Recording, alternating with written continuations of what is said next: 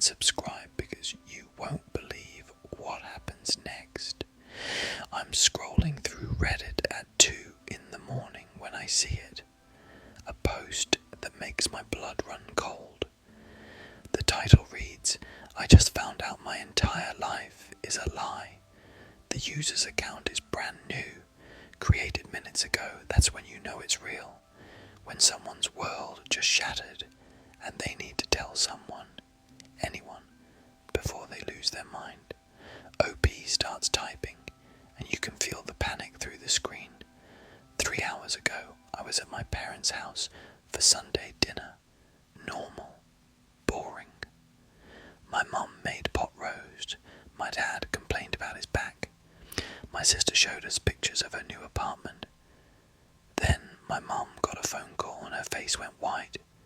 She excused herself, walked into the bedroom, but she didn't close the door all the way. I could hear her voice rising. Hear her saying, "No, no, no," over and over. Something in my gut told me to listen, to move closer. I crept down the hallway like I was 15 again, sneaking past their room to get to a party, and I heard her say it, the word that would destroy everything. She said, "He can never know the truth about his father." My heart stopped. I'm an only son. She was talking about me.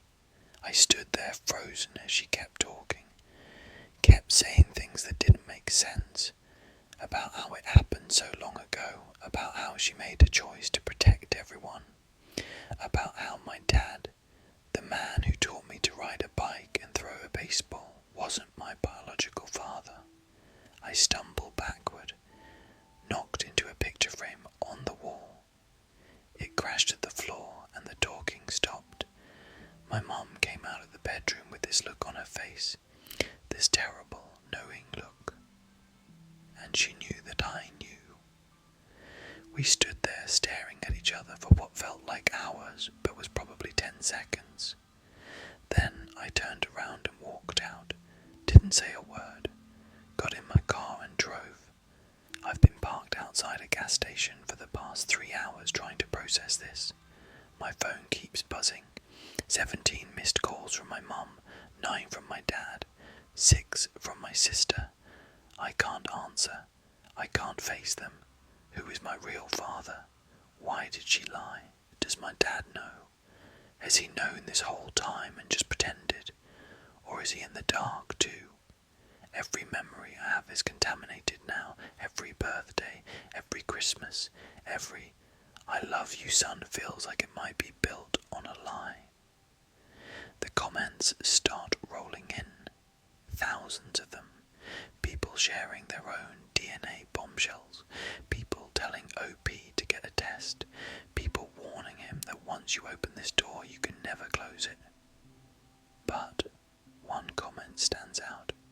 It's from someone claiming to be a private investigator. They tell OP something chilling. They say, before you confront anyone, you need to understand that this kind of secret doesn't exist in a vacuum. If your mother hid this, ask yourself what else she might be hiding. OP responds, says he's going to do the DNA test, says he needs to know the truth even if it destroys him.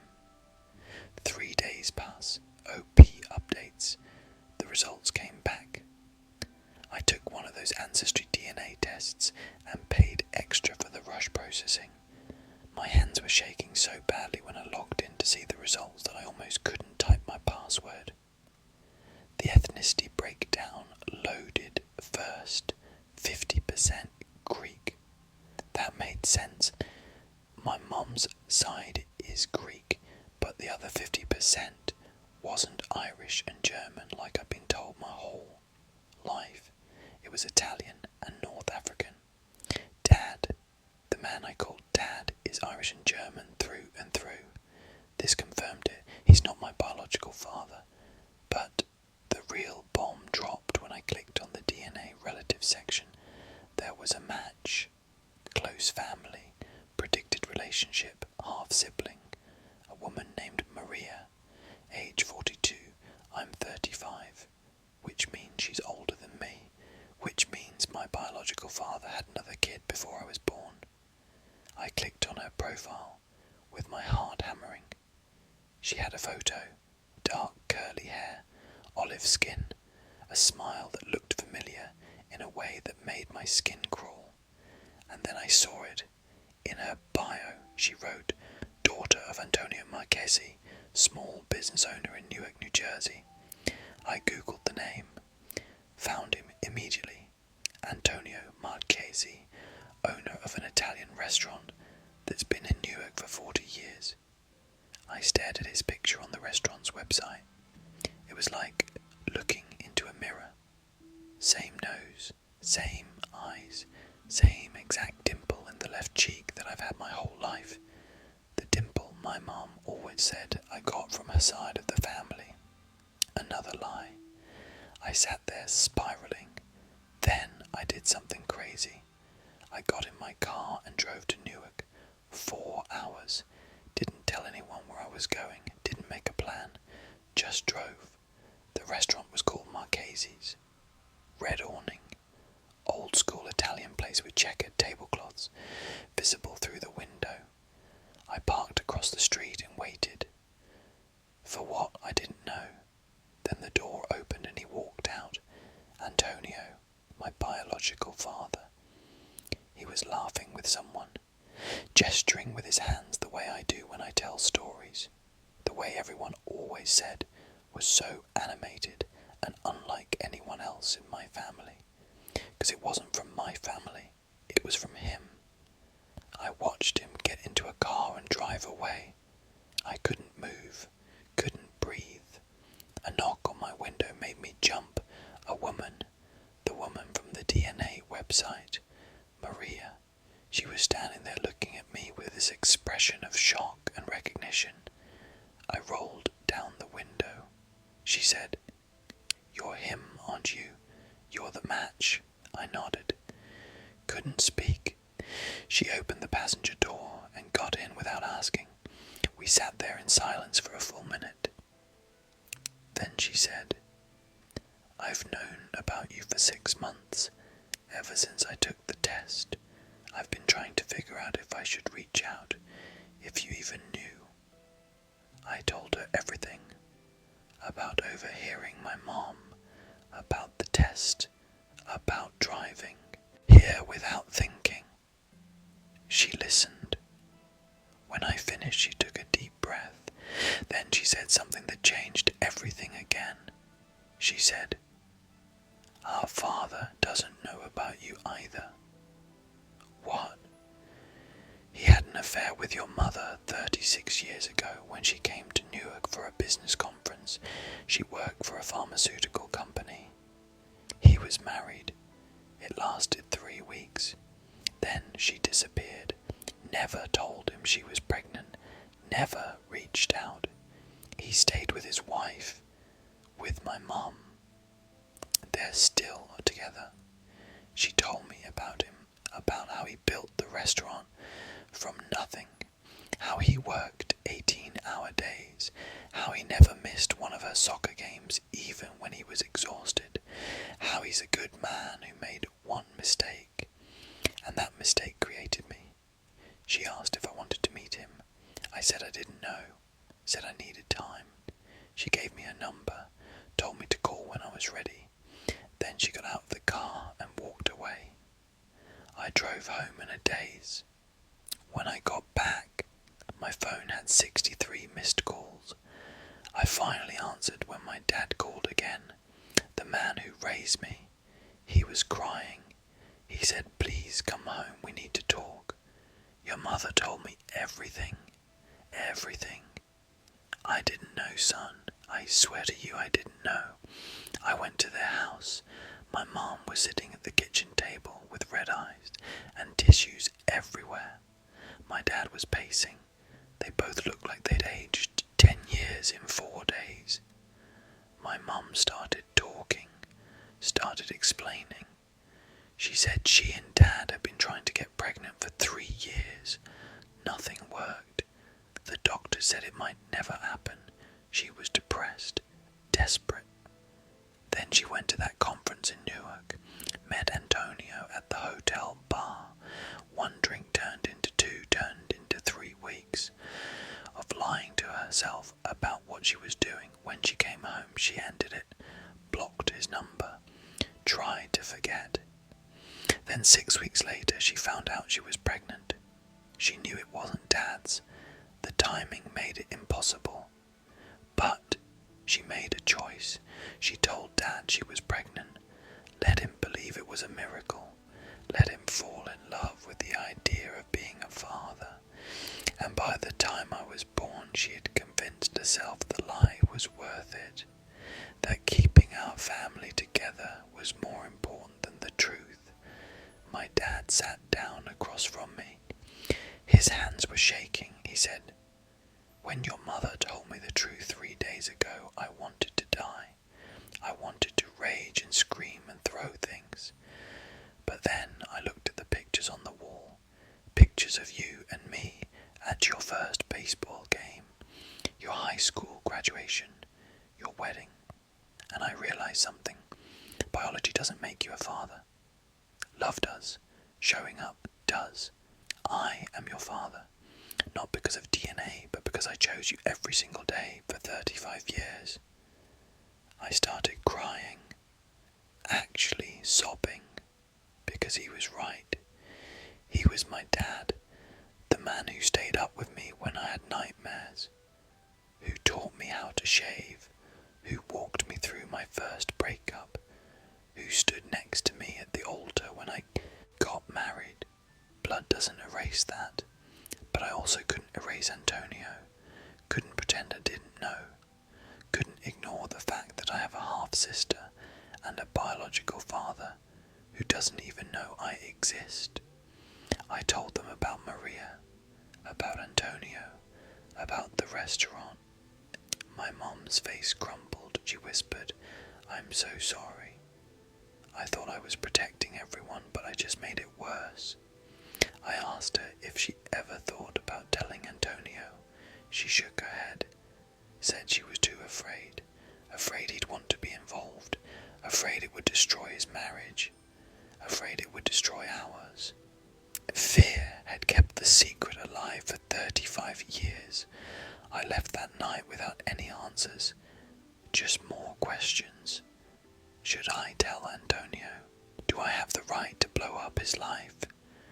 Do I want a relationship with Maria? Can I forgive my mom? Can I move forward with my dad knowing what I know? 2 weeks went by. I couldn't eat, couldn't sleep. My wife was worried.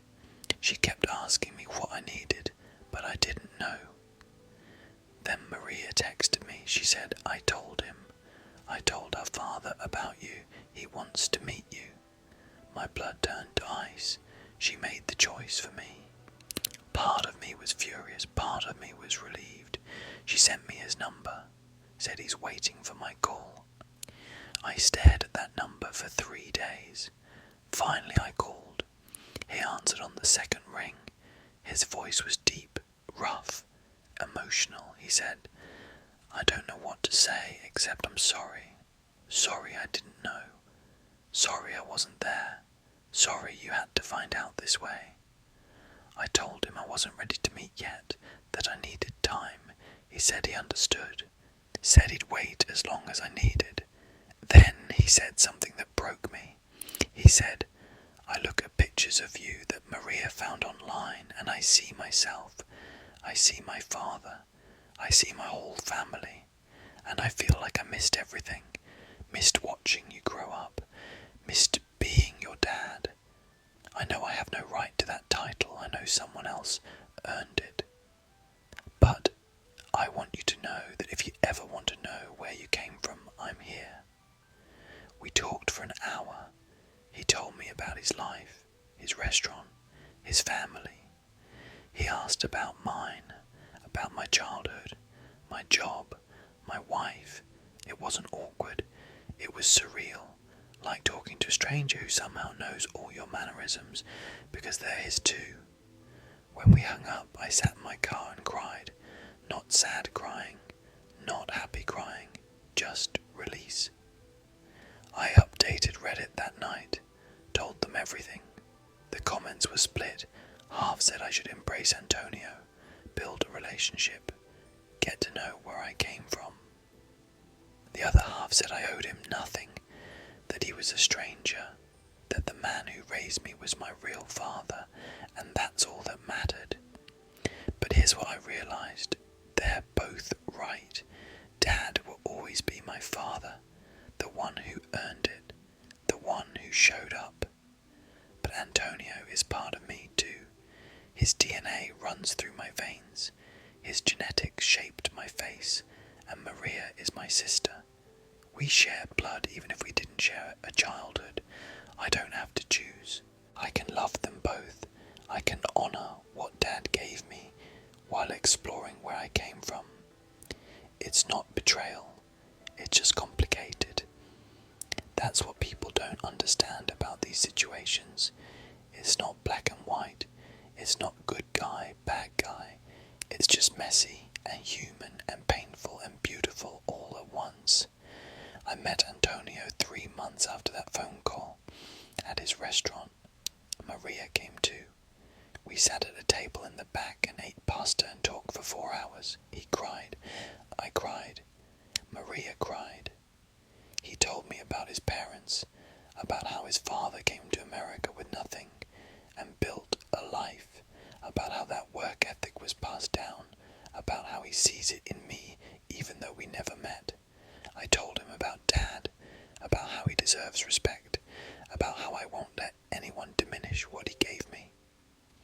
Antonio agreed, said he never wanted to replace anyone, just wanted to know me. We've met 5 times since then. It's still weird, still uncomfortable sometimes, but it's also good. I have a sister now, a whole side of the family I didn't know existed, aunts and uncles and cousins who welcome me with open arms. My mum struggled with it at first. Seeing me build a relationship with Antonio felt like punishment to her, like proof of her betrayal. But I told her the same thing I told everyone else. This isn't about blame, it's about truth, and truth is always better than lies, even when it hurts. Dad came with me to meet Antonio for the first time last month. That was the hardest thing I've ever witnessed. 2 men who loved the same woman at different times, who both helped create who I am in different ways. They shook hands. Antonio thanked Dad, told him he raised an incredible son, told him he was grateful. Dad said he was glad I found my roots, that knowing where you come from matters. They weren't friends. They'll never be friends. But they had respect, and that was enough. My wife asked me if I regret finding out, if I wish I never heard that phone call. I told her no, because living a lie isn't living. Even if the truth is hard, even if it changes everything. The post went viral, millions of views, thousands of comments, people sharing their own stories of paternity secrets and family lies, people saying I inspired them to take DNA tests, people saying I made them appreciate the parents who raised them. But some comments were dark, warning me that I opened Pandora's box, that there might be more secrets, more lies, that my mom might have other things she's hiding. I didn't want to believe it, but the seed was planted. 6 months after my original post, I got a message on Facebook from a woman I didn't know. She said, "I think we need to talk. I think your mother knows my mother. I think they share a secret that involves you." My stomach dropped. I clicked on her profile. Her name was Rachel.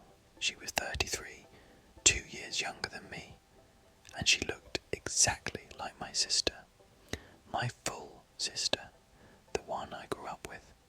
I called my sister immediately, asked her if she knew anyone named Rachel. She said no. Why? I sent her the photo, heard her gasp through the phone. She said, "That's not possible. That looks like me." I messaged Rachel back, asked her what she meant. She responded within minutes. she said. My mother told me on her deathbed last year that I had a half-sister, that she gave her up for adoption when she was 17, that she thinks about her every day, that her name was Catherine. That's my sister's name. Catherine. I felt like I was losing my mind. I called my mom, demanded she tell me the truth. All of it. No more secrets, no more lies. She broke down, admitted that Catherine was adopted, that she and Dad couldn't have kids at all, that before she met Antonio, she and Dad had been trying for years, that they adopted Catherine when she was 3 days old, that they never told her because they wanted her to feel fully theirs. Another lie, another secret, another bomb. I told Catherine that night. She didn't believe me at first, got angry, said I was making it up, but when I showed her the messages from Rachel, she went silent. Then she said, "Who am I? If you're not really my brother, and they're not really my parents, who am I?" I told her she's exactly who she's always been, that biology doesn't change love. The same thing Dad told me, but she didn't want to hear it. She called Mum and Dad, screamed at them, told them she felt betrayed, told them she needed space. Rachel and Catherine met 2 weeks later. It was like watching someone meet their mirror. Same face, same laugh, same gestures, same everything. Rachel told Catherine about their birth mother, about how she was young and scared and did what she thought was best, about how she spent her whole life wondering. Catherine cried, said she felt robbed of knowing her real family, robbed of her identity. But over time something shifted. She started to understand that our parents, as flawed as they were, loved her completely. That adoption wasn't rejection, it was love in a different form. The 4 of us had dinner last month. Me, Catherine, Maria, and Rachel. 4 siblings who didn't grow up together but share blood in different ways. We talked about how messed up our family tree is, how it looks like a tangled web instead of a tree, how none of us had a normal origin story. But we also talked about how maybe normal is overrated, how the families we build matter just as much as the families we're born into, how secrets destroy but truth heals even when it scars. Mum and Dad are in therapy now, trying to work through the guilt and the lies, trying to understand why they thought hiding the truth was protecting us when really it was protecting themselves. I forgive them. Catherine is still working on it. But we're all moving forward. I still see Antonio, still have Sunday dinners with Maria, still call Dad every Wednesday to talk about sports, still help Mum with her garden. It's messy, it's complicated, but it's real, and real is all that matters. The final update came a year after the original post. OP wrote, "A lot of people have asked me if I'm angry, if I resent my parents for lying, if I wish I never found out. The truth is I'm not angry anymore. I was furious and hurt and confused, but anger is exhausting and it doesn't change anything. What I am is grateful. Grateful that I know the truth. Grateful for the family I gained. Grateful for the family I always had. Grateful that I get to write my own story now instead of living in someone else's lies. If there's one thing I want people to take from this, it's that secrets always come out. Always. You can bury them deep. You can lie for decades, but DNA doesn't lie. Technology doesn't forget. And the truth has a way of surfacing. So tell the truth, even when it's hard, even when it hurts, because the temporary pain of honesty is nothing compared to the permanent damage of lies. I'm standing in my kitchen right now watching Dad teach my son how to make his his famous spaghetti sauce. Antonio is coming over later to share his recipe too. My son will grow up knowing both of them, knowing exactly where he comes from. No secrets, no lies, just love in all its complicated, messy, beautiful forms. That's the legacy I want to leave. Not perfection, just truth. The comments on that final update were overwhelming. People crying, people thanking OP for sharing, people saying they were going to have hard conversations with their own families. One comment stuck with me. It said, "You didn't just find your biological father, you found yourself." And that's what this whole thing is about, isn't it? Finding ourselves, understanding where we come from, making peace with the truth, because we can't know where we're going if we don't know where we've been. But that story is just the beginning, because Reddit is full of these nuclear family secrets, stories that make you realize your own family drama is tame, stories that prove truth is stranger than fiction. Let me tell you about another one.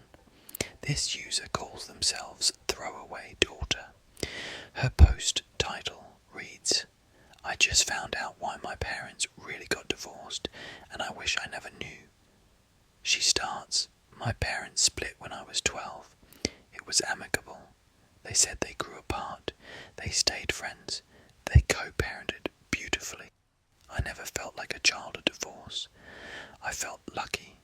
Both houses, both parents present. No fighting, no drama. Everyone told me how mature my parents were, how they put me first. I believed it. For 15 years, I believed it. Then last week, I was helping my mum clean out her attic. We were going through old boxes, photos, documents, normal stuff. Then I found a folder labelled legal documents. Inside was the divorce decree. I'd never actually seen it, never needed to. But curiosity got the best of me. I opened it, read through the standard legal language. Then I got to the section labelled grounds for divorce. It said, irreconcilable differences due to husband's repeated infidelity, including ongoing affair with wife's sister. I read it 3 times, didn't process it. Husband's affair with wife's sister, my dad, my aunt, my mum's younger sister who I've known my whole life, who came to every birthday party, every graduation, every holiday, who I called for advice about boys, who I trusted.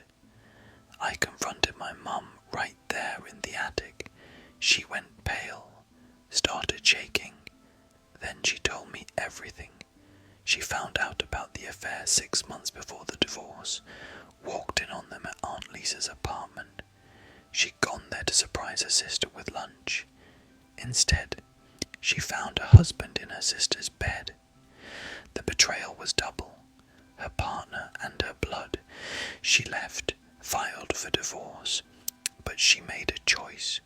She decided not to tell me, not to poison my relationship with either of them. She wanted me to love my dad without knowing what he did. She wanted me to have my aunt without the burden of her betrayal. So she lied, told everyone they grew apart, made nice at drop-offs, smiled through holidays, watched me hug the woman who destroyed her marriage, and said nothing. For 15 years. I asked her how. How did you stand it? She said, because you needed them. And my pain was less important than your happiness. I didn't know what to do with that. Part of me understood. Part of me was furious. She robbed me of the truth. Let me love people who didn't deserve it. I called my dad, asked him straight out if he cheated on Mom with Aunt Lisa. Long silence. Then, yes, who told you? I lost it, screamed at him, asked him how he could do that, how he could let me worship him knowing what he did. He said he wasn't proud of it, said it was the biggest mistake of his life, said he and Lisa ended things the day Mum found out. never speak of it again. Said Mum insisted on keeping it from me. I asked if he loved Lisa. He said he didn't know, said it was complicated. I hung up, then I called Lisa. She answered cheerfully. Hey sweetie, what's up? I said, I know about you and Dad. The line went dead quiet. Then she started crying, started apologizing, started explaining. She said she was young and stupid, that she was 23 when it started, that Dad was going through a rough patch with Mum, that he confided in her, that one night turned into more, that she knew it was wrong but couldn't stop, that when Mom found out Lisa wanted to tell me but Mom forbade it, said it would destroy me. So Lisa stayed away for a few months, then slowly came back into my life, pretended nothing happened, became my favourite aunt while carrying the weight of what she'd done. I told her I never wanted to see her again. She begged me not to do that, said she loved me, said she'd spent 15 years trying to make up for it by being the best aunt she could be. I said it didn't matter, that love built on lies isn't real love. I haven't spoken to any of them in a week. My phone is full of messages, voicemails, texts, everyone begging me to understand, to forgive, to move on. But how do you move on from that? How do you look at your father the same way? How do you hug your aunt, knowing she betrayed your mother? How do you trust anyone when the 3 people closest to you conspire to lie to you for 15 years? The comments were split again. Some said OP's mum was a saint who protected her. Others said she had a right to know. Others said everyone was wrong. One comment said, your mum made a sacrifice you can't understand until you're a parent. She chose your innocence over her vindication. That's love.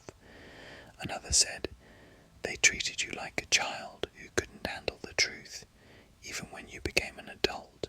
That's not love, that's control. OP updated a month later. She wrote, I've been in therapy, trying to process everything. My therapist asked me a question that changed my perspective. She asked, if your mom had told you when you were 12, what would have happened? I thought about it, really thought about it, and I realised I would have hated my dad. I would have refused to see him. I would have cut Aunt Lisa out completely. My teenage years would have been filled with anger and resentment instead of love and stability. My mum knew that. She sacrificed her own need for justice to give me a normal childhood.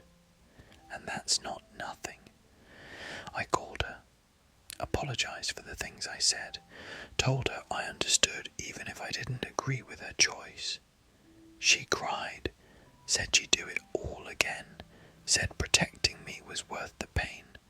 I'm still not ready to talk to Dad or Lisa. Maybe I never will be.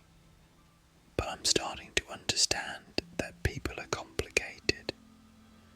That mistakes don't define everyone.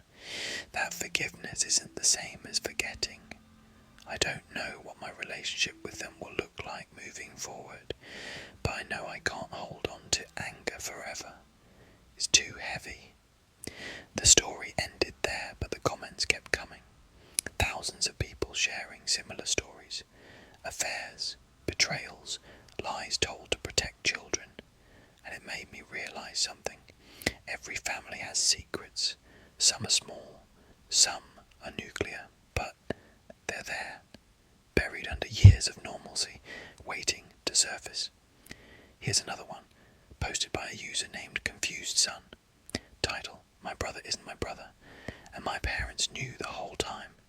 He writes, I'm shaking as I type this. I just got off the phone with my parents and my entire reality is fractured. Here's the background. I'm 28. My brother Jake is 30. We've always been close. Best friends. We look alike. Same dark hair. Same green eyes. Same build. Everyone always comments on how we're clearly brothers.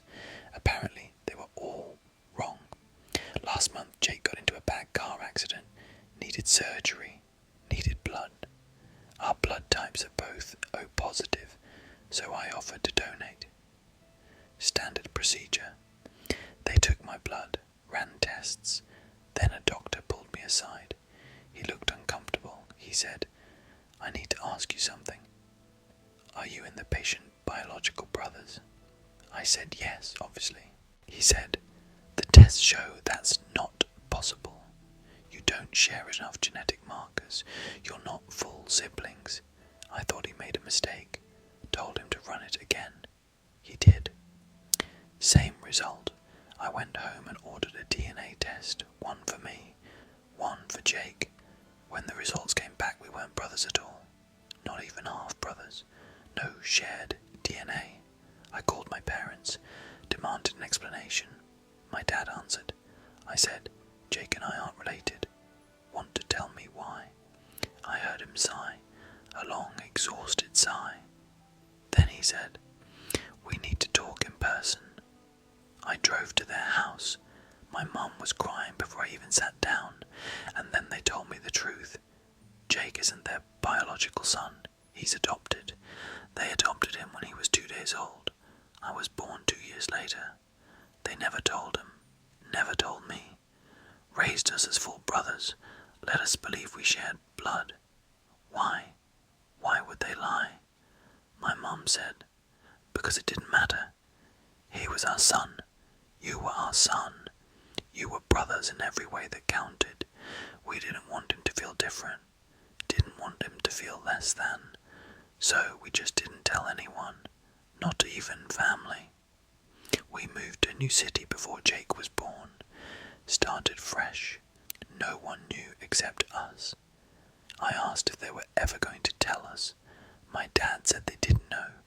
Said they kept putting it off. Said the longer they waited, the harder it got.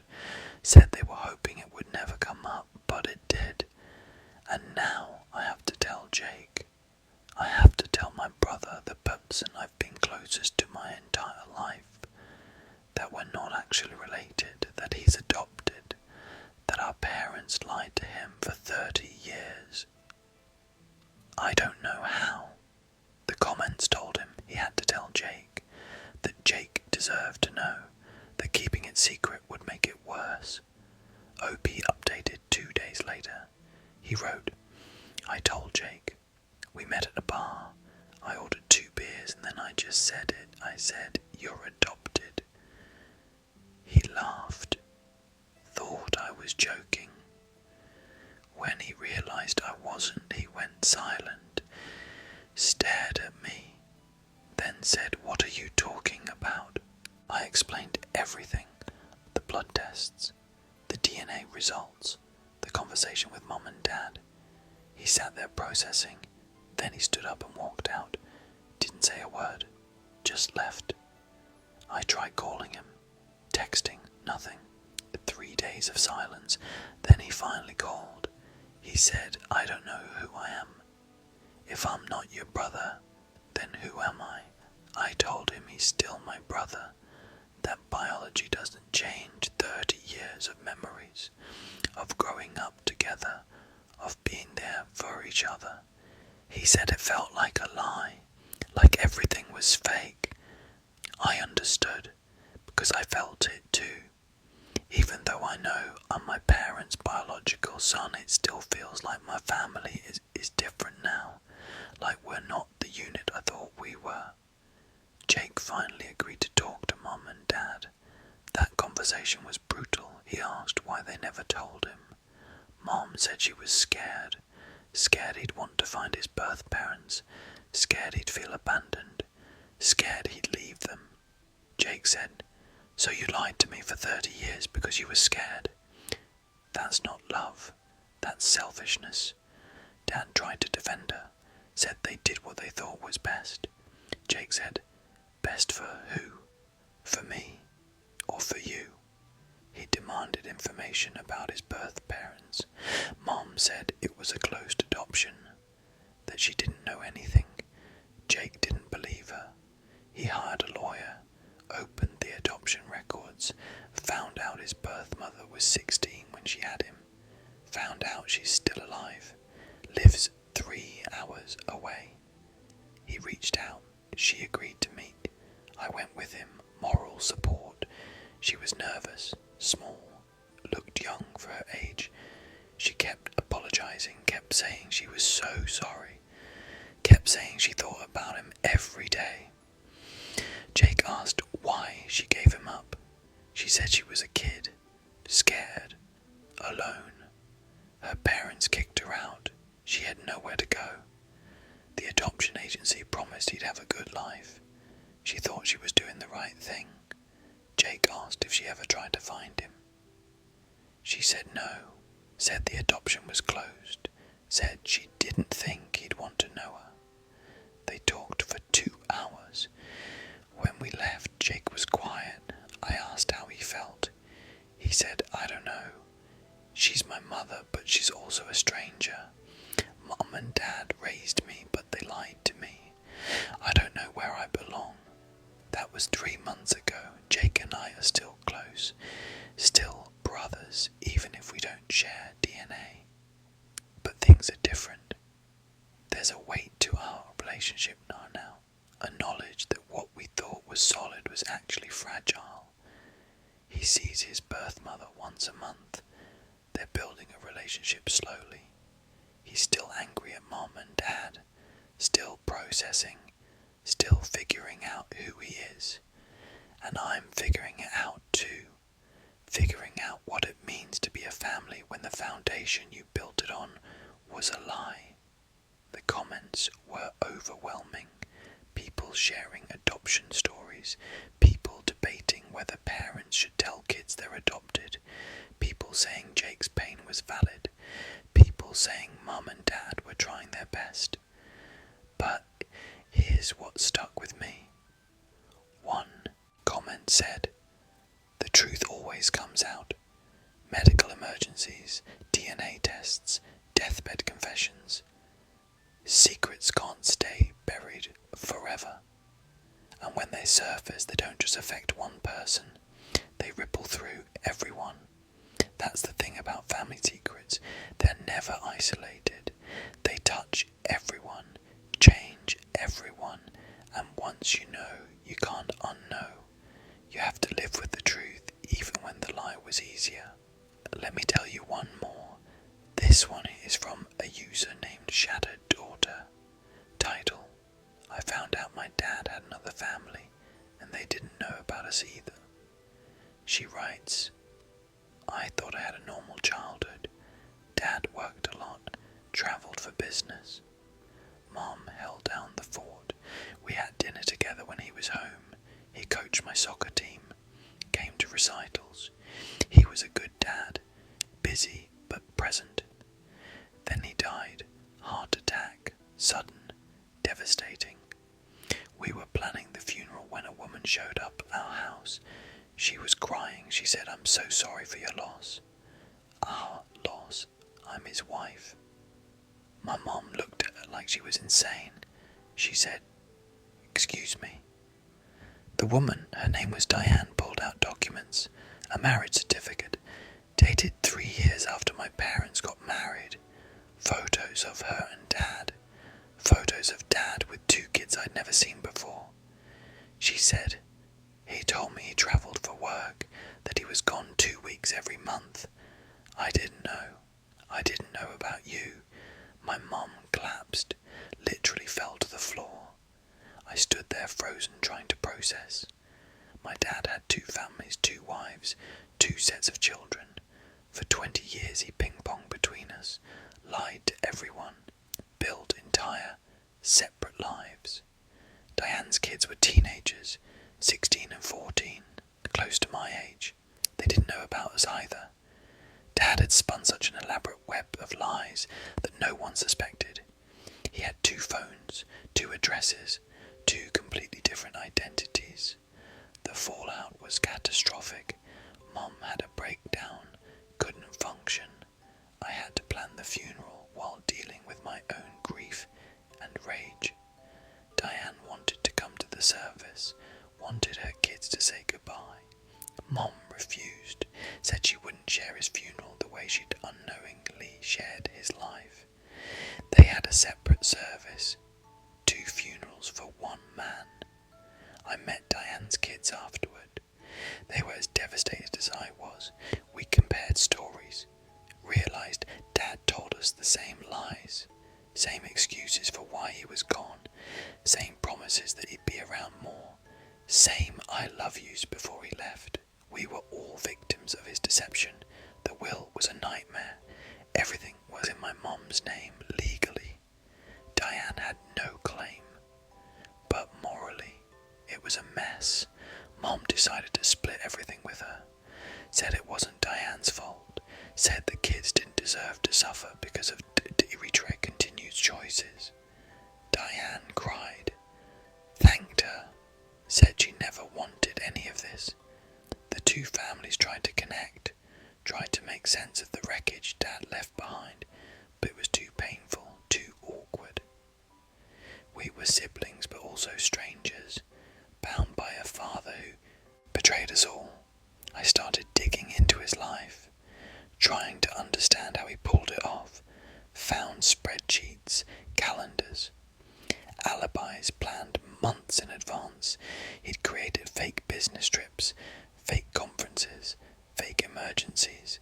He was meticulous, calculated. Everything we thought was spontaneous was actually orchestrated. The man I loved never existed. He was a character my dad played. I found his journal 6 months after he died, hidden in a storage unit Mom didn't know about. In it, he wrote about the guilt, about how he loved both families, about how he couldn't choose so he chose both, about how every day was a tightrope walk between 2 worlds.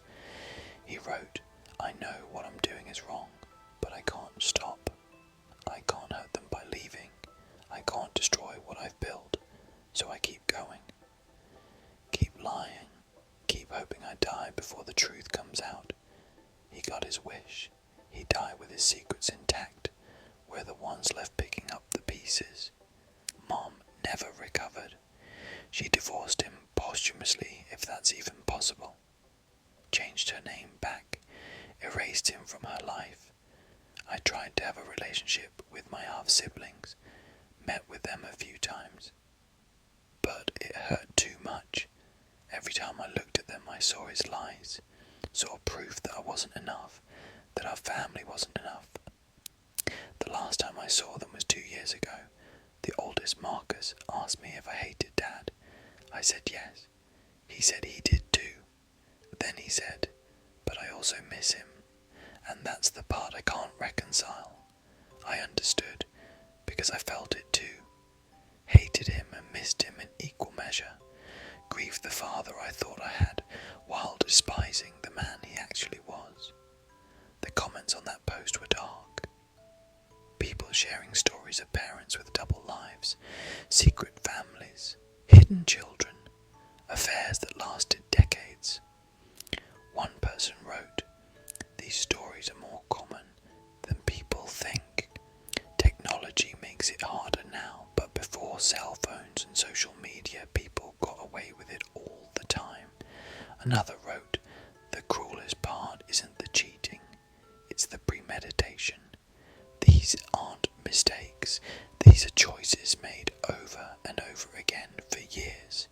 And they were right, these weren't accidents, these were calculated betrayals, sustained lies that required effort and planning. That's what makes them so devastating. But here's what really gets me. In every one of these stories, the person telling it says the same thing. They say, I thought I knew them. I thought I knew my family. I thought I knew my life. And then the truth came out, and I realized I didn't know anything. That's the real trauma, not just the betrayal, but the loss of certainty. The realization that everything you believed was built on sand. Your memories are tainted. Your identity is questioned. Your ability to trust is shattered. Because if the people closest to you could lie about something this big, what else don't you know? What else is false?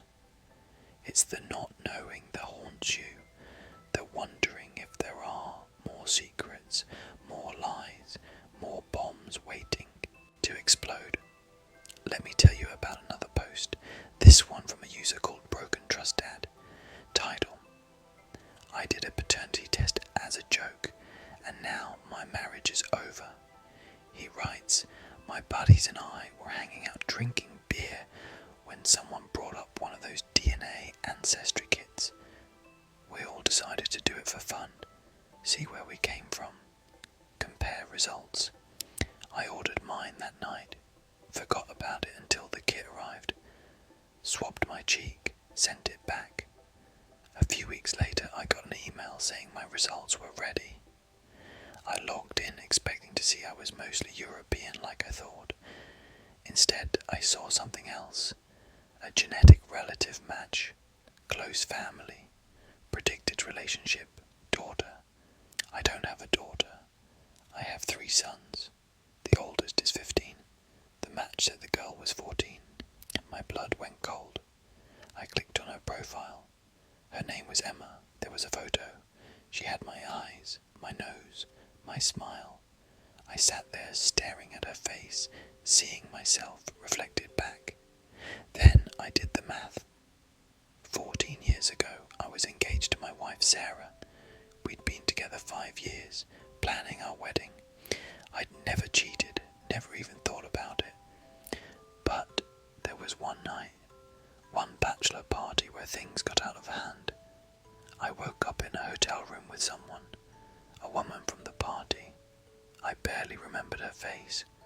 I was so drunk, everything was blurry. I felt sick about it immediately. Told myself it was a mistake, a one-time thing. I never told Sarah, never saw the woman again, never thought about it until now. I messaged Emma's profile, asked if her mother's name was Jennifer. She responded yes. How do you know my mum? I didn't answer. I found Jennifer on social media instead, sent her a message, said we needed to talk. She called me within minutes. She said, I wondered if you'd ever find out. I asked why she never told me. She said, you were getting married. I was just a bartender who made a bad choice at a bachelor party. I didn't want to ruin your life. So I raised Emma alone, never asked for money, never reached out, figured you didn't deserve to be burdened with a mistake. I said, she's not a mistake, she's my daughter. Jennifer went quiet, then she said, what do you want to do about it? I didn't know. I had a wife, 3 kids, a life that didn't include a secret teenage daughter. But I also had this girl out there who was mine and didn't know I existed. I told Sarah that night, sat her down and explained everything. The test, the match, the woman from the bachelor party, the daughter. She looked at me like I was a stranger. Then she said, you've had a daughter for 14 years and didn't know. I said I didn't know, I swear. She said, but you know you slept with someone. You knew you cheated, and you never told me. You let me marry you, have kids with you, build a life with you, all while hiding that. I tried to explain, tried to say I was drunk, that it didn't mean anything, that I thought it didn't matter if I never saw her again. Sarah said it mattered. It always mattered. You just didn't care enough to tell me. She asked me to leave. I moved into a hotel. She filed for divorce within a week, said she couldn't trust me anymore, that if I hid this, what else was I hiding? I tried to fight it, tried to explain that I wanted to make it right. She said, you can't make it right. You can't undo 14 years of lies. You can't erase the fact that you have a child with someone else. A child you conceived right before our wedding. That's not something I can forgive. The divorce was brutal. She got primary custody of the boys. I got every other weekend. They asked why we were splitting up. Sarah told them the truth. Told them they have a half-sister. Told them their dad cheated and lied. My oldest won't talk to me anymore. says I destroyed our family. The younger two are confused, hurt, angry. Meanwhile, I'm trying to build a relationship with Emma. We met for coffee. She was nervous, asked me why I never tried to find her.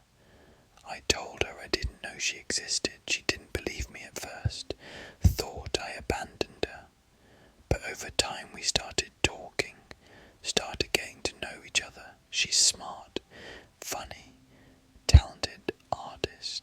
She looks so much like me, it's uncanny. And every time I see her, I feel this mix of love and regret. Love because she's my daughter, regret because I missed everything. Her first steps, first words, first day of school. All the moments I had with my sons I didn't have with her. And it's my fault. Jennifer has been gracious, let me into Emma's life slowly. Doesn't ask for money even though I insist on helping. Says she managed this long without me. But I want to be there now, want to make up for lost time, even though I know I can't. My ex-wife won't let the boys meet Emma. Says it's too confusing, too painful. Says I need to focus on repairing my relationship with them before adding more kids to the mix. She's right, but it hurts. I have 4 kids now and they're all separate, all living different lives, all affected by my choices. The comments on that post were harsh, people saying he deserved it, that he should have told Sarah before they got married, that cheating has consequences. Others were more sympathetic, said mistakes happen, that he was doing the right thing now by stepping up for Emma. One comment stuck out. It said, "You didn't lose your marriage because of a DNA test. You lost it because of a choice you made 14 years ago. The test just revealed it." And that's true. The secret was always there, waiting. The DNA test just dragged it into the light. But here's the thing about these revelations. They don't just affect the person who did wrong. They ripple out, touch everyone. Sarah didn't do anything wrong, but her life is upended. The boys didn't do anything wrong, but their family is broken. Emma didn't do anything wrong, but she's caught in the middle. One bad choice, one drunken night, and dozens of lives change forever. That's the weight of secrets. They don't just hide the truth. They multiply the damage when they finally surface, and they always surface. Always. Whether it's a DNA test, or a deathbed confession, or someone's slip of the tongue, the truth comes out. Here's one more that'll make your blood run cold, posted by a user named Haunted by the Past. Title: My grandmother confessed something on her deathbed, and now I can't look at my family the same way. She writes, my grandmother was dying, cancer, hospice. The whole family gathered to say goodbye. We took turns sitting with her, holding her hand, telling her we loved her. I was there alone with her on her last night. She was in and out of consciousness, barely lucid. Then she opened her eyes and looked right at me. She said, "I need to tell you something I should have said 50 years ago." I leaned in close. She took a rattling breath. Then she said, "Your grandfather didn't die in a car accident. I killed him." My heart stopped. I thought I misheard. I said, "What?" She said, "He was a monster. He hurt me. He hurt your mother. He hurt your aunt. For years, I couldn't take it anymore. So one night I put something in his drink. He went to sleep and never woke up. I made it look like an accident, drove his car into a tree. The police never questioned it. Everyone believed he crashed. Everyone mourned him, but I didn't. I was free." She closed her eyes, said, "I'm not sorry. I'd do it again." Then she died, right there. Those were her last words. I sat there in shock, couldn't move, couldn't process. My grandfather, who I never met because he died died before I was born, was murdered by my grandmother, and she'd carried that secret for 5 decades. I didn't tell anyone at first. We planned the funeral, buried her. Everyone talked about what a saint she was, how strong, how resilient, how she raised 2 daughters alone after losing her husband. If only they knew. But her words haunted me. He hurt me. He hurt your mother. He hurt your aunt. What did that mean? I asked my mum, told her I needed to know about Grandpa, about what it was really like. She got quiet. Then she said, "Why are you asking?" I told her about Grandma's confession, about the murder, about the accusations. My mum started crying, deep, painful sobs. Then she told me that Grandpa molested her, started when she was 6, continued until he died when she was 15. She never told anyone because he threatened to kill Grandma if she did. Aunt Linda went through the same thing. They suffered in silence for years, praying for it to stop. Then one day it did. He was just gone. They were told he crashed his car. They didn't question it. They were just grateful he was dead. Mum said she suspected Grandma knew, suspected she figured it out, but they never talked about it. Just moved forward, tried to heal. Now I understood. Grandma wasn't a murderer. She was a protector. She did what she had to do to save her daughters, but she carried the guilt and the secret for 50 years. Died without ever telling anyone except me. I don't know what to do with this information. Do I tell the rest of the family? Do I let them keep thinking Grandpa was a good man who died tragically? Or do I shatter their illusions with the truth? Mom said to let it go, said it doesn't matter anymore, said everyone involved is dead, said there's no point in dragging it up, but I can't let it go, because it does matter. It matters that Grandma lived with that burden. It matters that Mom and Aunt Linda survived something horrific. It matters that the family narrative is built on lies. At the same time, I understand why Mom wants it buried, why she doesn't want people to know, why she wants to protect Grandma's memory and her own privacy. So I'm stuck, knowing something I wish I didn't, carrying a secret that isn't mine to tell. The comments were split. Some said OP should tell the truth, that Grandma was a hero who deserved recognition. Others said she should respect her mum's wishes, that some secrets should stay buried.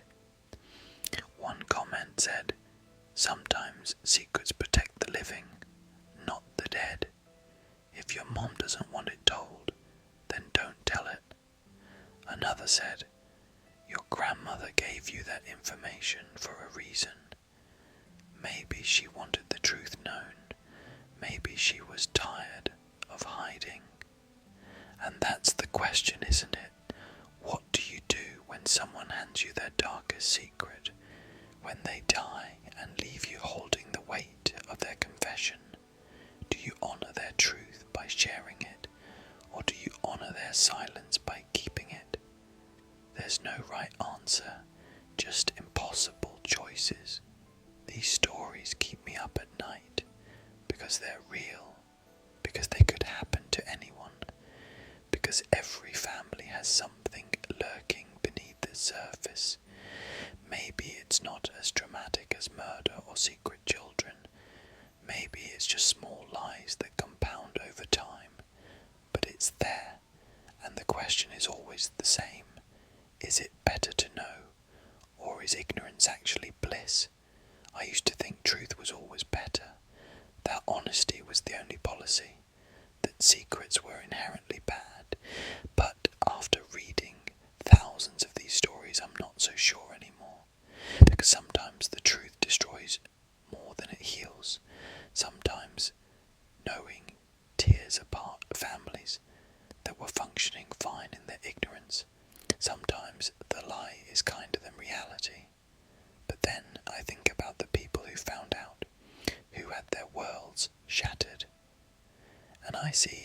eventually rebuild, how they process and heal and move forward, how the truth, as painful as it is, gives them solid ground to stand on.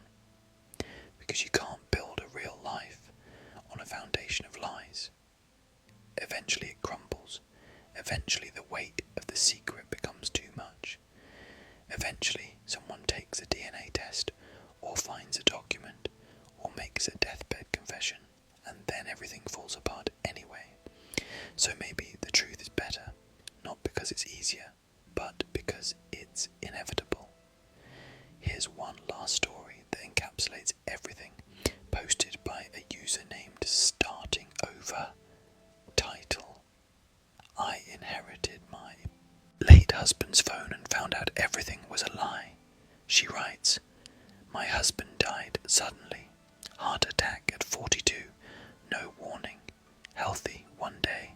Gone the next. I was destroyed. We'd been married 12 years. Together for 15. He was my everything. Best friend. Partner. Father to our 2 kids. I thought we had the perfect marriage. Everyone did. We never fought. We laughed constantly. We finished each other's sentences. We were that couple everyone wanted to be. After he died, I had to go through his things. His clothes. His papers. His phone. The phone was locked. I didn't know his passcode. I tried our anniversary. His birthday. The kids' birthdays. Nothing worked. I took it to a tech guy. Explained the situation. He unlocked it for me. I opened it expecting to see normal stuff. Work emails, photos of the kids. Instead, I found a second messaging app. Hidden, password protected. The tech guy opened that too. Inside were conversations with dozens of women. Years of conversations, hookups, affairs, explicit photos, plans to meet at hotels. I sat in my car in the parking lot, reading through messages, and watched my marriage disintegrate in real time. He'd been cheating our entire relationship.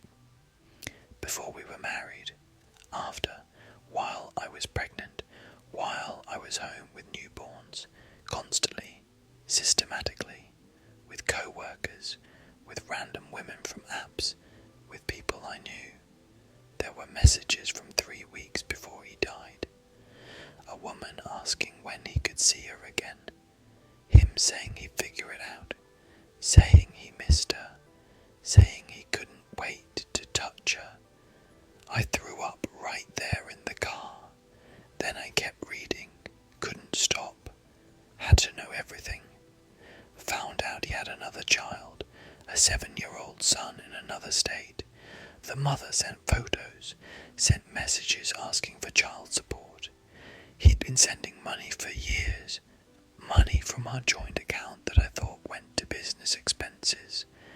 Found out he told these women he wasn't married, that he was single, that he travelled for work. All lies. He was married. He had kids. He had a whole life he was hiding. I found messages where he complained about me.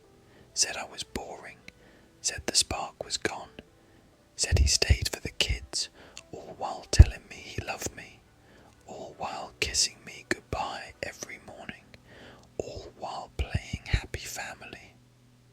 I confronted this truth alone, couldn't tell anyone, because he was dead, because everyone was mourning him, because his funeral was in 3 days. I stood at that funeral listening to people talk about what a great man he was, what a devoted husband, what a loving father, and I wanted to scream, wanted to tell them the truth, that he was a liar and a cheater and a fraud, but I didn't. I smiled and nodded and accepted condolences, played the grieving widow, because what else could I do? The kids were devastated. They'd lost their hero. I couldn't take that from them. Couldn't tell them Daddy wasn't who they thought. So I carried it alone. Carried the truth that destroyed me while pretending everything was fine. I contacted some of the women.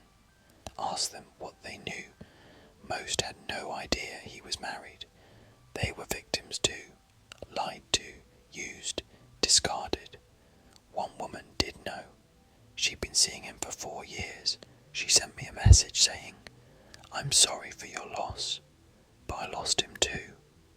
I loved him. You don't get to be the only one who mourns. I told her to never contact me again. Then I found the woman with his son. Her name was Michelle. I called her. She answered cautiously. I said, I'm the wife. She went silent. Then she said, I didn't know about you until it was too late. He told me he was divorced. By the time I found out the truth, I was already pregnant. He begged me not to tell you, said it would destroy his family. So I agreed to keep quiet if he supported our son. I asked if she loved him. She said yes, said she still did, said she was mourning too. We were both widows to the same man, 2 families, 2 sets of children, one massive web of lies. I told my best friend eventually. Couldn't carry it alone anymore. She was horrified, said I should tell everyone, should expose him, should make sure people knew the truth. But I couldn't, because my kids didn't deserve that, didn't deserve to have their father's memory destroyed, didn't deserve to grow up knowing he was a cheat. So I kept quiet. Let them believe the lie, let them mourn their hero, and I mourned alone, mourned the man I thought I married, who never actually existed. It's been 2 years now. The kids are healing, I'm not. I don't know if I ever will, because my entire adult life was a lie. The man I loved was a character he played. Every I love you was fake. Every moment of intimacy was tainted. Every memory is poison now. I've been in therapy, trying to process, trying to rebuild. But how do you trust again after that?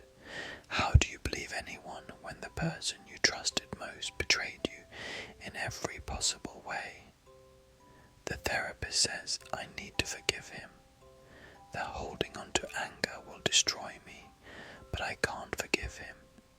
He's not here to apologize, not here to explain, not here to face consequences.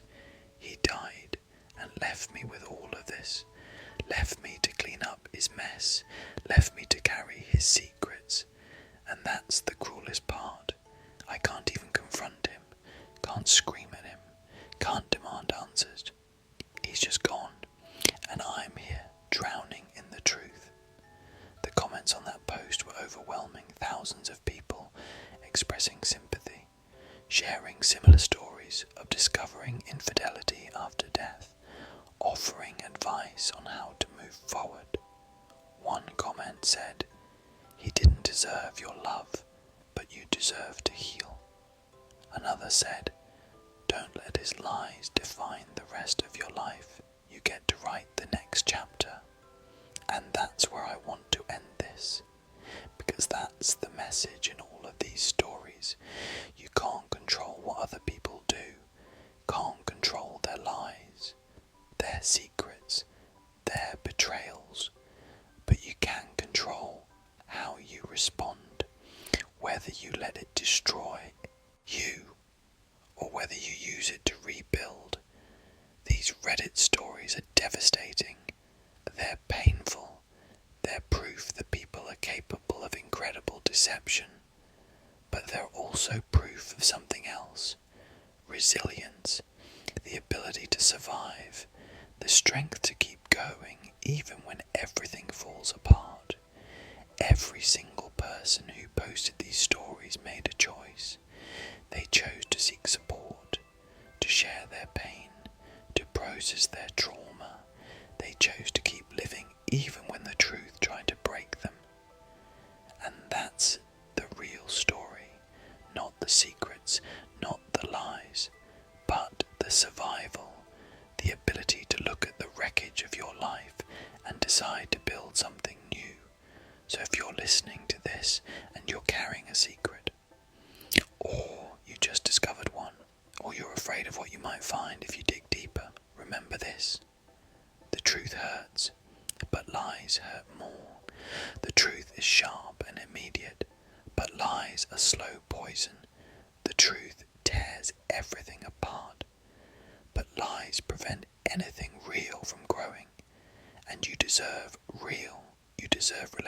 relationships built on honesty. You deserve to know who you are and where you come from.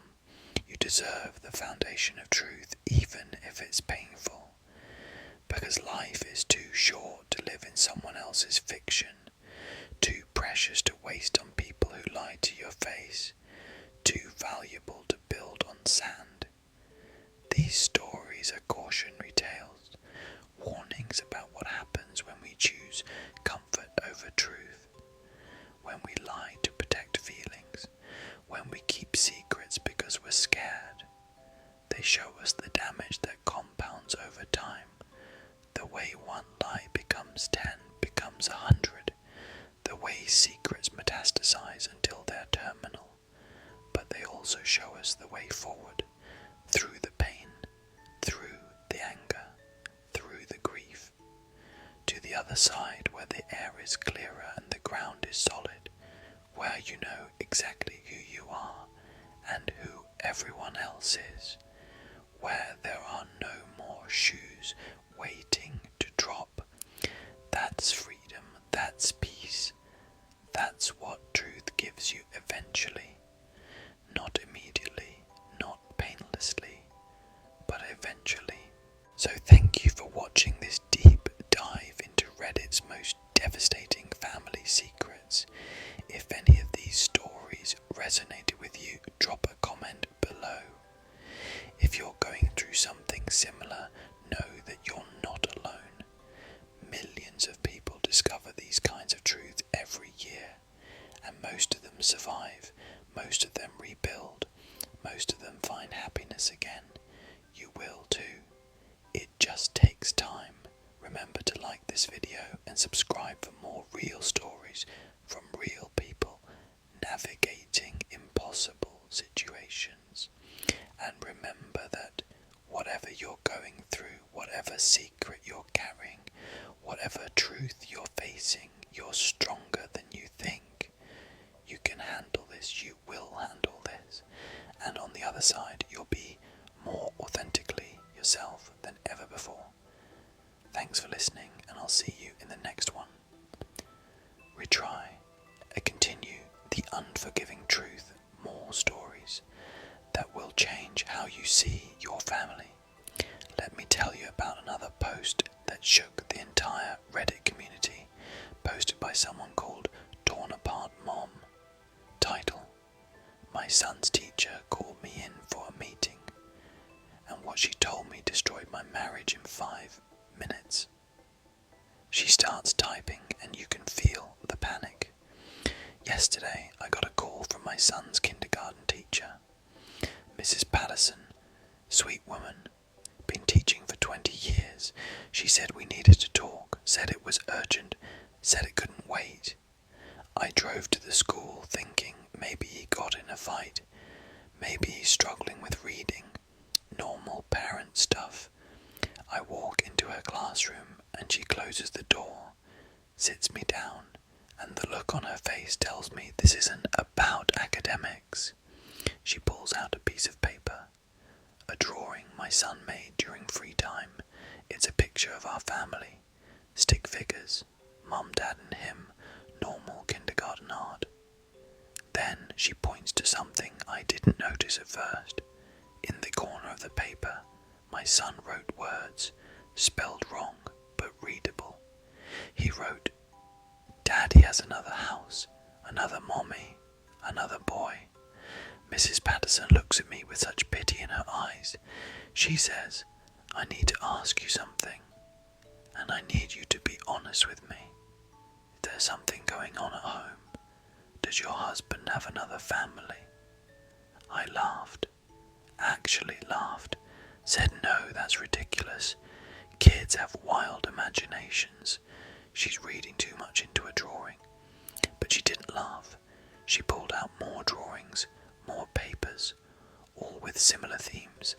A house with 2 doors, 2 mommies, 2 families, and in one drawing my son wrote, "I have a brother, but mommy doesn't know." My stomach dropped.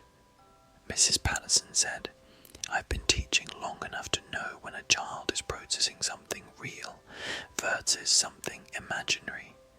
This feels real. I need you to look into this. I drove home in a fog, couldn't think straight, couldn't process. My husband Mark works in sales, travels 3 days a week, has for years. I never questioned it, never suspected anything. We've been married 8 years, together for 10.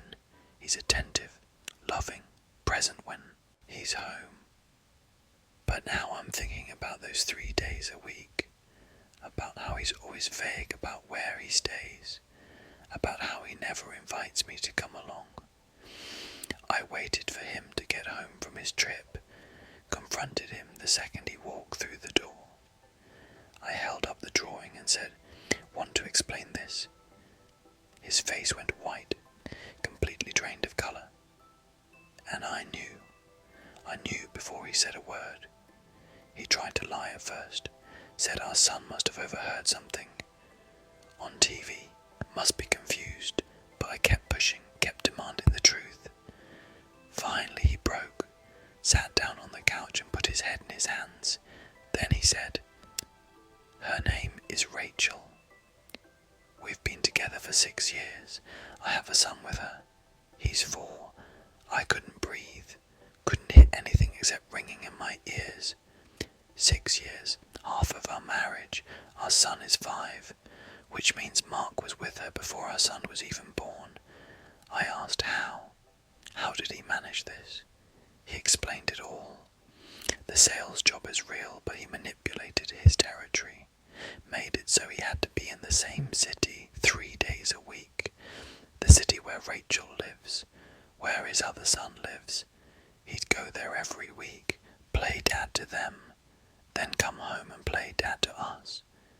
2 lives running parallel, neither of us knowing about the other. I asked if Rachel knew about me. He nodded, said she found out 2 years ago, found a picture of me and our son on his phone. He told her the truth. She was devastated, threatened to leave, but he convinced her to stay, told her he'd leave me eventually, just needed time.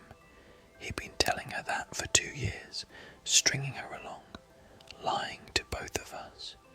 I told him to get out. He tried to apologize, tried to explain that he loved both of us, that he couldn't choose, that he thought he could make it work. I screamed at him, told him he was delusional, told him he destroyed 2 families with his selfishness. He left. I sat on the floor and cried for hours. Then I did something crazy. I found Rachel on social media, sent her a message, said, "We need to talk." She responded immediately, said, "I know who you are. I'm so sorry." We met the next day at a coffee shop. It was surreal, sitting across from the woman my husband had been building a life with. She looked exhausted, worn down. She said, "I didn't know about you at first." He told me he was divorced, that his ex-wife had primary custody of his son. That's why he could only see him on weekends. I believed him for 3 years. Then I found the picture, confronted him, and he admitted everything. I asked why she stayed. She said, "Because I loved him, because we had a son together, because he promised he'd fix it, because I was stupid enough to believe him." We compared notes, realized he'd been lying to both of us about everything, telling me he was at sales conferences, telling her he was visiting his son from his first marriage, creating elaborate cover stories for every occasion. Rachel said, "He told me your marriage was dead, that you barely talked, that he stayed for your son." I told her. He told me our marriage was perfect, that I was his soulmate, that he'd never been happier. We were both props in his fantasy, both playing roles we didn't know existed. Rachel asked what I was going to do. I said, "Divorce him. Take him for everything. Make sure he regrets this for the rest of his life." She said, "I'm leaving him too. Our sons deserve better than a father who treats women like interchangeable parts. We exchanged numbers, made a pact. We'd support each other through this. We'd make sure our boys knew each other. We'd turn Mark's lies into something honest. That was 6 months ago. The divorce is almost final. Rachel left him the same week I did. He's living in an apartment alone. Sees both boys on a court-ordered schedule. Pays child support to both of us. Lost everything he tried to keep. Our sons have met. They're half-brothers. They like each other. Play together during exchanges. They don't understand the full story yet. They're too young, but someday they will, and they'll know their father chose his own desires over their well-being. Rachel and I have become friends, strange as that sounds. We bonded over shared trauma. We help each other navigate single parenthood. We laugh about the absurdity of it all. We've turned his betrayal into our strength. Mark keeps trying to apologize, keeps saying he made a mistake. But this wasn't a mistake. Mistakes are one-time things. Accidents. This was a choice he made every single day for 6 years. A choice to lie, to manipulate, to betray. And the worst part, our son knew. A 5-year-old child figured it out before either of us did. Saw his father with another family and processed it the only way he knew how. Through drawings, through innocent observations. Kids see more than we think. They pick up on inconsistencies, on lies, on the truth we try to hide. Mrs. Patterson saved me.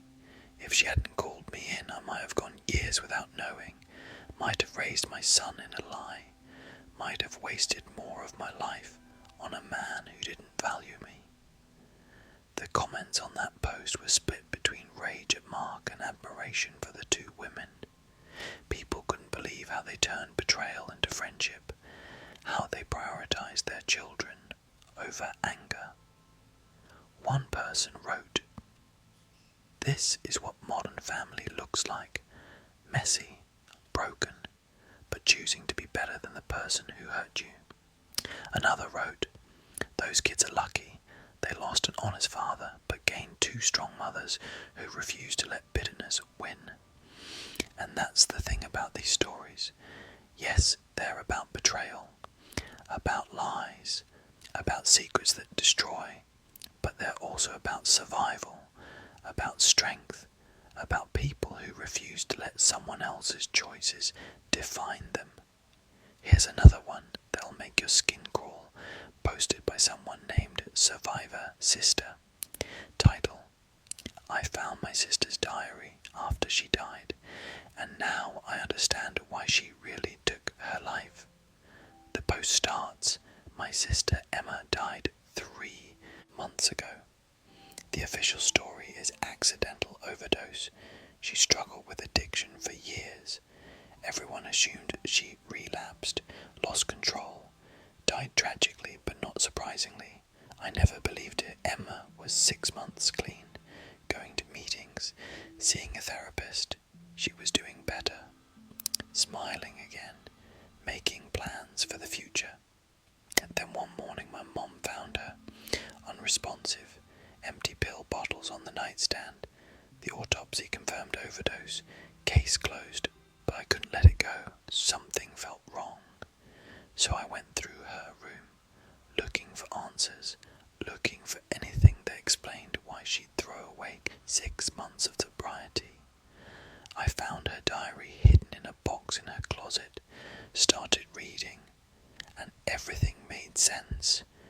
Emma wrote about the addiction, about the pain she was trying to numb, but she also wrote about the cause, about why she started using in the first place. She wrote about her uncle, Uncle David, Dad's brother, the fun uncle who always brought gifts, who took us to amusement parks, who everyone loved. Emma wrote that he molested her, started when she was 8, continued until she was 14, weekly abuse that she couldn't escape because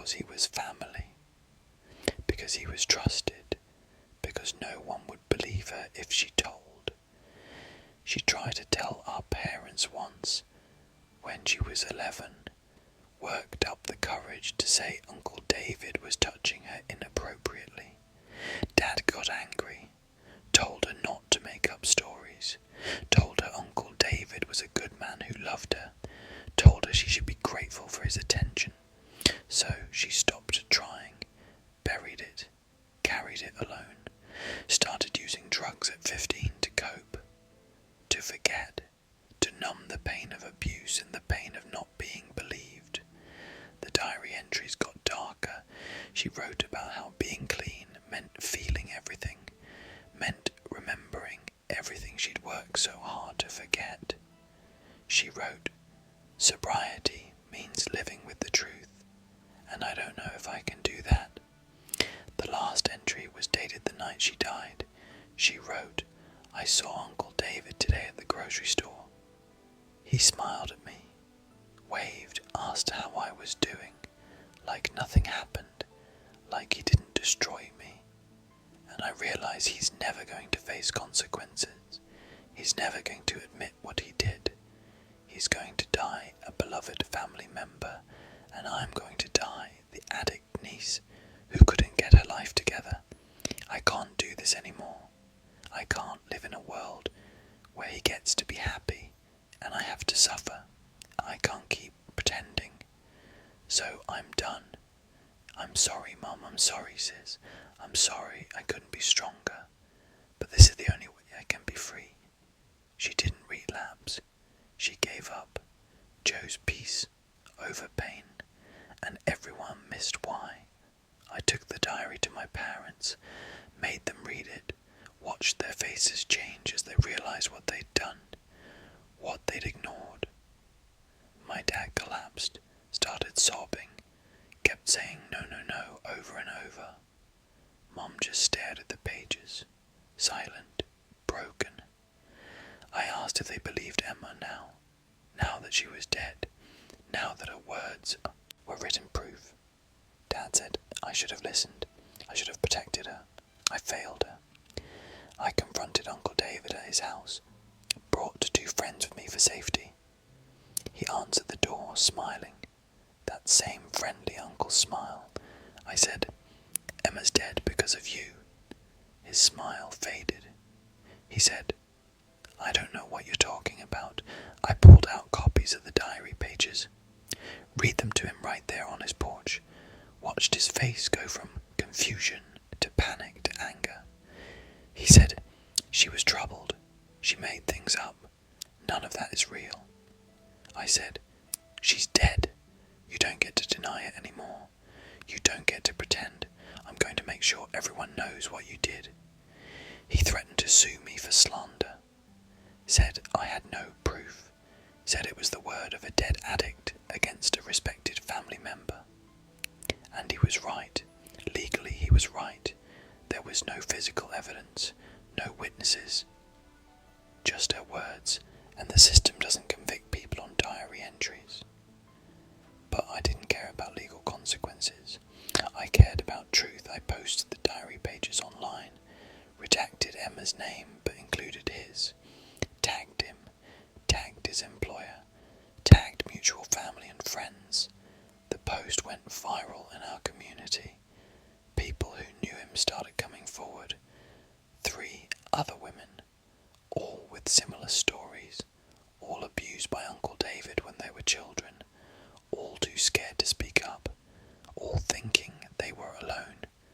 Together we went to the police, filed reports, demanded investigation.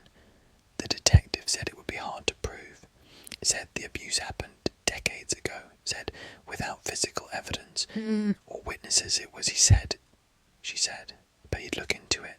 Uncle David lost his job, lost his friends, lost his reputation. His wife left him. His kids stopped talking to him. He became a pariah, but he was never arrested, never charged, never officially held accountable. He lives alone now, isolated, but alive, while Emma is dead. My parents are destroyed by guilt. Dad stopped talking to his brother, cut him off completely. process the fact that she didn't protect her daughter. They asked if I forgive them. I said I don't know. Because how do you forgive someone for not believing your sister, for siding with her abuser, for contributing to the pain that killed her? But I also understand they were manipulated. That Uncle David was convincing that they genuinely didn't know that they're victims too, in a way. It's complicated. Everything is complicated. The comments on that post were full of similar stories. People who were abused and not believed. People who lost loved ones to suicide after years of hidden trauma.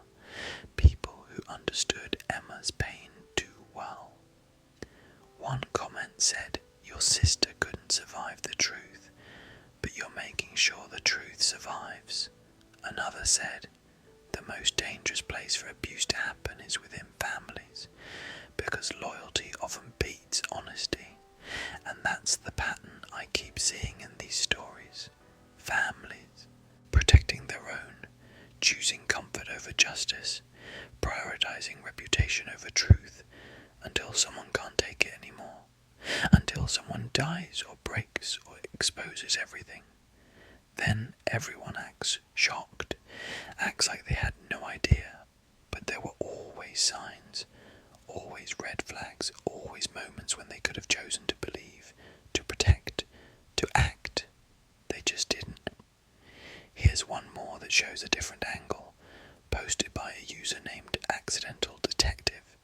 Title: I was organising old photos for my mom and discovered she's not who she says she is. The post begins, "My mum is 70. She's been talking about making a photo album, one of those fancy books with all our family history. She asked me to digitize all her old photos, box after box of pictures from before I was born.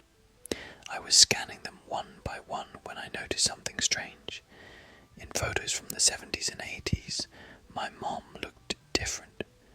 Not just younger, different. Different nose, different chin, different facial structure. I thought maybe it was bad photo quality, old cameras, lighting, but the more I looked, the more convinced I became that young mom and current mom were not the same person. I showed the photos to my wife, asked her opinion. She stared at them for a long time. Then she said, 'These could be two different women.' I felt crazy even thinking it, but I couldn't unsee it, so I did something invasive. I took one of my mom's hairbrushes, collected hair samples, sent them to a DNA testing company along with my own DNA. The results came back. No match, no genetic relationship whatsoever. I sat with those results for a week, didn't know what to do, didn't know what it meant. Finally I confronted her, showed her the DNA results, said, 'Want to explain this?' Mom went pale, sat down, stared at the paper for a long time. Then she said, 'I was hoping you'd never find out.' She told me a story that sounded like a movie. Told me her real name was Linda Torres, that she grew up in Miami, that she got involved with the wrong people in her 20s, drug dealers, criminals, that she witnessed a murder, that she agreed to testify against them, that the prosecutor put her in witness protection. She was given a new identity, new name, new background, new life. She was relocated, given a job, told to start over.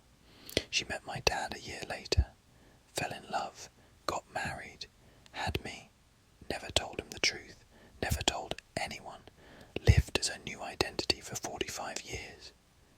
I asked if Dad knew. She shook her head, said he died thinking I was who I said I was.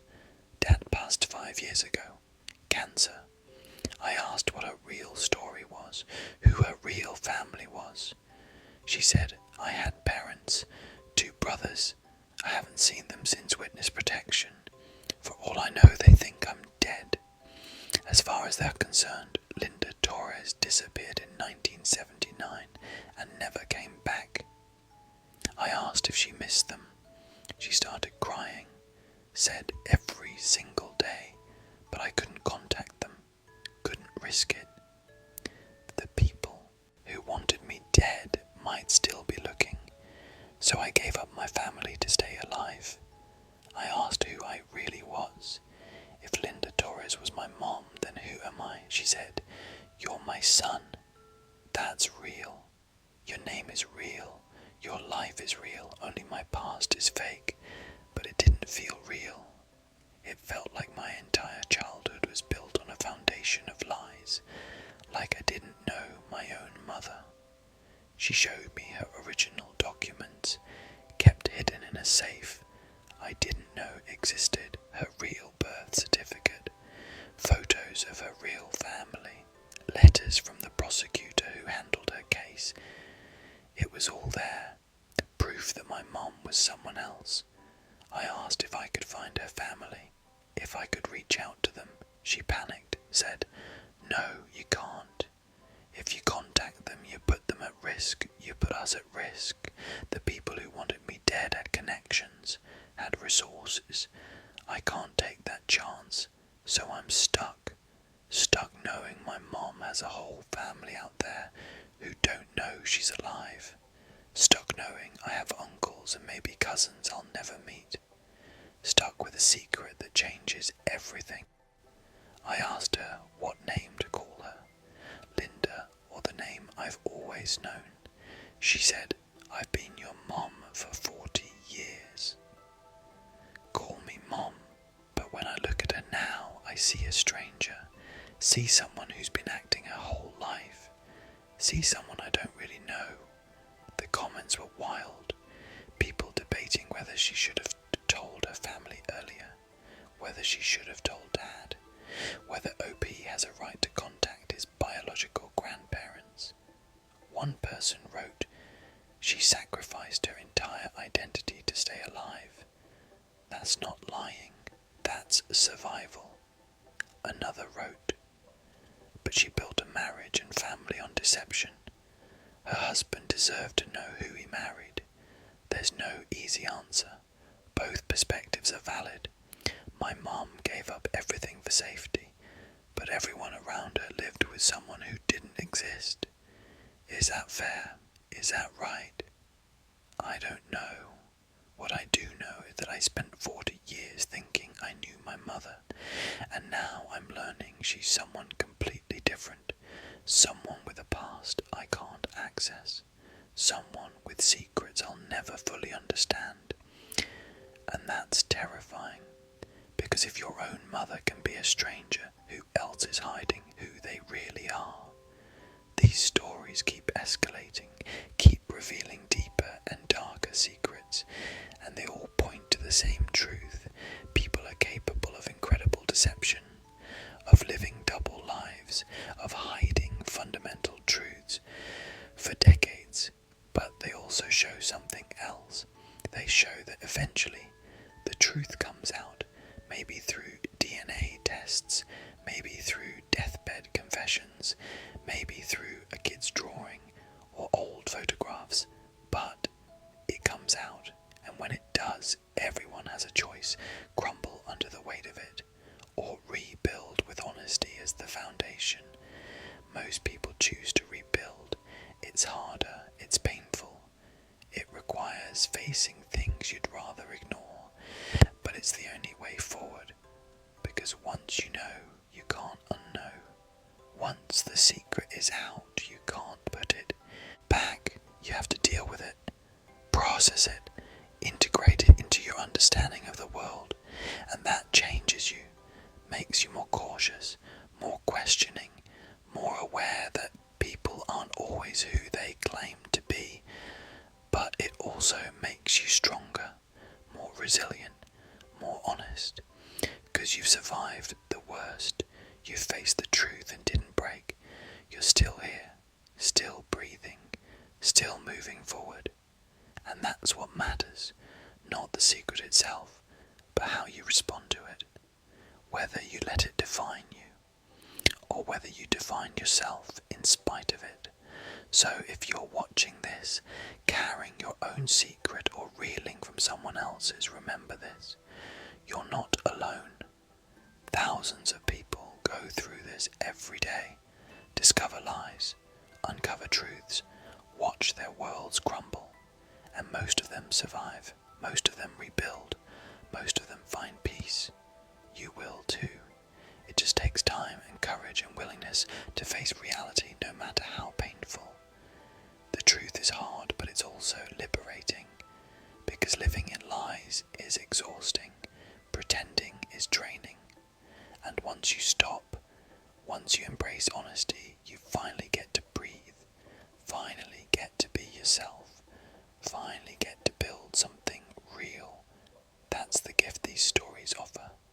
Not the drama, not the shock value, but the reminder that truth matters, that honesty heals, that secrets destroy but revelations rebuild. Remember that, and you'll make it through anything. Thanks for watching, and I'll see